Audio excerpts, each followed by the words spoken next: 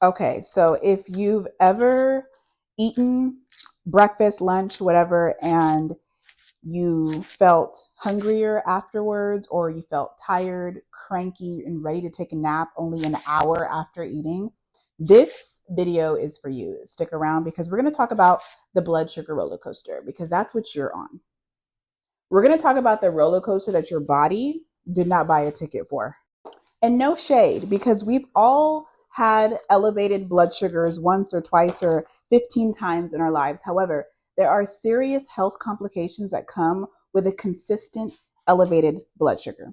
When your blood sugar spikes and crashes multiple times throughout the day, it affects more than your energy.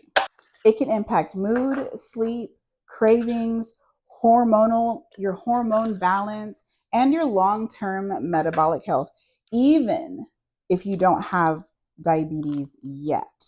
Unstable blood sugar is a major warning sign that your body is struggling to stay balanced. Here's a statistic for you. Nearly 1 in 3 US adults is pre-diabetic, and 80% don't even know it. Now, I like to say that prediabetes is your opportunity to change things around. It's not the time to ignore it or to try to think it away. It's a time to take action. So how does this work?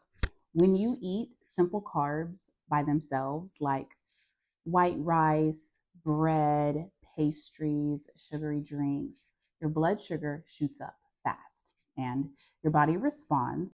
There's something called the glycemic response. And I want to pause just for a moment to kind of educate you all on what the glycemic response is. You have foods that are high glycemic. This means that they're foods that have a lot of sugar that is going to cause your body to respond. It's going to spike your blood sugar levels, and then it's going to cause your body to respond by releasing the insulin and doing all the things, right? And then you have low glycemic foods. These are foods that have much lower sugar, and your body is not going to have that same response. You have more of a normal or a healthy glycemic response. So underneath that red line, the one that's much higher, you're going to see a lot of processed foods, simple carbs, simple sugars, or refined carbs or refined sugars. These are more processed carbs and sugars. These are going to cause your body to respond. It's going to cause your sugars to increase, and then your pancreas will release the insulin and do all the things. The other foods will not cause the same response. It's a healthier response. It's where we want to be most of the time. The pancreas, to be exact, by releasing insulin, which is a hormone that helps move sugar from your blood into your cells. But if the spike is too sharp, then your body will often overcompensate, leading to a crash. Insert standard American diet here.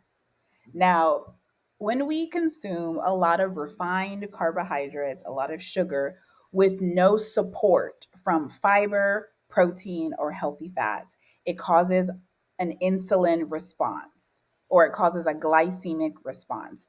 And our sugars go up, our body does its job, it takes the sugars out, usually overcompensating, and causes us to crash. This is our blood sugar roller coaster that I've been talking about. I found a visual for y'all. Isn't it cool? Now, you have your ideal number, and we'll talk about the ideal number later. I don't want to get into numbers right now, but you have your ideal number, and you'll see there in the green, right? Right in the middle somewhere. It's a healthy medium, right? And you have your spikes and you have your crashes. A few things happen when you have your spikes and your crashes. You have hormonal responses, you have brain fog, irritability, tiredness, all those effects. When your sugar is too high and when your sugar is too low, you have these effects that cause long-term complications if you don't get it under control quickly. And this leaves you feeling moody, shaky, tired, craving more sugar, and the cycle repeats. I once worked with a client, we'll call her Melissa, and she used to start her mornings off with a coffee and a muffin. By 11, she was feeling lightheaded, just irritable, and ready for her next snack. She thought that her problem was that she maybe didn't get enough sleep. She just needed to push through the day. But really, what the issue and the reason why her energy was low is because she needed a balanced breakfast. So we switched her to eggs, sauteed spinach, and a slice of whole grain toast in the morning with half of an avocado. And within a week, she found herself having fewer crashes and more energy throughout the day and just a clearer head. The key strategy here is to pair your carbs. You don't have to cut them. You just need to give them some company. And I know you're thinking, what, more calories? Hear me out. Sometimes it helps to decrease the amount of refined carbs you're having and add more value to your plate. So adding a fiber, a protein, adding some nuts and some seeds. Here's a bonus tip. Walk for 10 minutes if you can after eating. Studies have shown it can lower post-meal blood glucose levels. So after you eat, you'll have a more stable blood sugar instead of having those spikes. Hey Pookie, it's his Future Rye. I'm just dropping in to say, don't forget to subscribe because guess what? This is a diabetes series.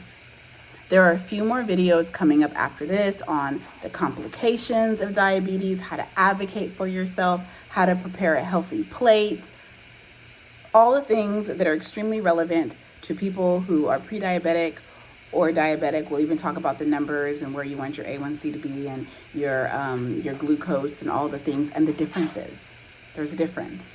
Yeah, totally. So don't forget to subscribe, ask questions in the comments and let me know, what y'all want to know, what you want to hear. That's what, communication. Very important, very important. You communicate to me, I communicate to you, and then we just develop this beautiful, yeah, exactly. Also, I have a surprise for you. This is especially for those who've been wanting to work with me more one-on-one. Yeah. So if you don't subscribe, how are you going to know when you got your surprise? You're not. So do the thing, support the content, and I just want to say thank you for being here. If you've been riding the blood sugar roller coaster, no worries. It's not about being perfect. It's about being consistent and giving your body the steady fuel that it needs. You can actually start with your next meal. If anybody has teenagers, you'll know why I'm having my breakfast. I'm eating it with a big ass spoon.